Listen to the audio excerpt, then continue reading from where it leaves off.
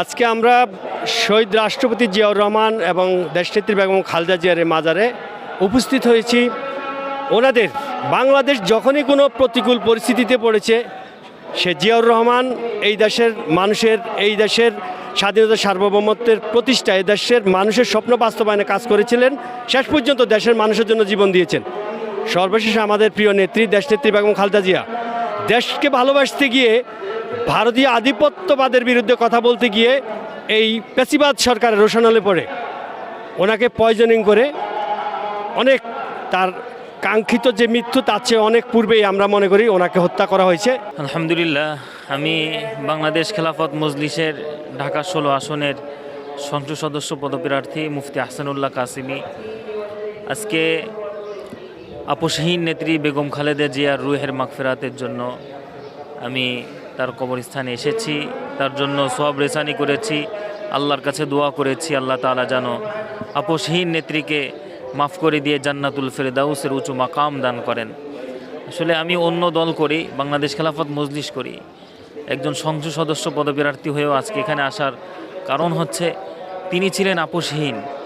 তিনি কারোর সাথে আপোষ করেন নাই, কোনো বাতিলের সাথে আপোষ করেন নাই, কোনো স্বৈরাচারী শাসকের সাথে আপোষ করেন নাই। আসলেই আমাদের দেশনেত্রী বেগম খালেদা জিয়া ইতিহাস, এই ইতিহাস থেকে আমাদেরকে শিখতে হবে, আমাদেরকে দেখতে হবে যে না, খালেদা জিয়া কী ছিল। ওইভাবে আমরা আগামী প্রজন্ম যদি সুন্দরভাবে চলতে পারি তাহলে আমাদের দেশকে সুন্দর করতে পারি।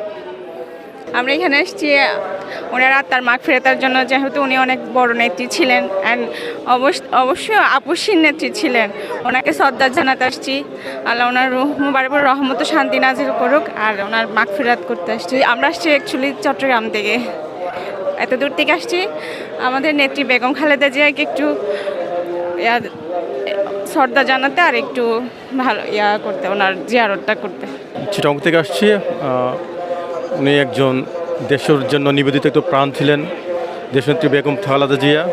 আমরা ওনাকে অনেক ভালোবাসতাম। ওনার ইন্তেকালে দেশে একটা অপূরণীয় ক্ষতি হয়ে গিয়েছে। যাই হোক, আল্লাহ, আমরা সবাই ওনার জন্য দোয়া করে আল্লাহ যেন ওনাকে বেহেশত নসিব করুক।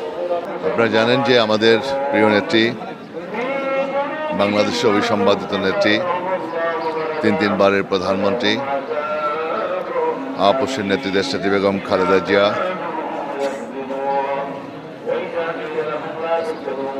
এই কিছুদিন আগে ইন্তেকাল করেছেন। ইন্না লিল্লাহি ওয়া ইন্না ইলাইহি রাজিউন। আমাদের প্রিয় নেত্রীকে শ্রদ্ধা জানাবার জন্য আমরা আরাফাত রহমান ক্রীড়া সংসদের পক্ষ থেকে আমাদের কেন্দ্রীয় কমিটির নেতৃবৃন্দ, মহানগরী নেতৃবৃন্দ সহ এখানে আমরা শ্রদ্ধা জানাতে এসেছি। ফাতিহা পাঠ করলাম এবং রুহের মাগফিরাত কামনা করলাম। আমরা সবাই আবেদন করেছি আল্লাহ রাব্বুল আলামিনের কাছে, আল্লাহ রাব্বুল আলামিন যেন আমাদের প্রিয় নেত্রীকে জান্নাতের সর্বোচ্চ মাকাম দান করেন, জান্নাতুল ফেরদাউস নসিব করেন। আজকে আমরা আমাদের প্রিয় নেত্রী দেশমাতা বেগম খালেদা জিয়া, যিনি মহিষী নারী, আমাদের মাঝ থেকে তিনি চলে গেছেন। আমরা আরাফাত রহমান কোকো ক্রীড়া সংসদের পক্ষ থেকে কিছুক্ষণ আগে ফুলের শুভেচ্ছা জানিয়েছি, শ্রদ্ধা জানিয়েছি, দোয়া মোনাজাত করা হয়েছে।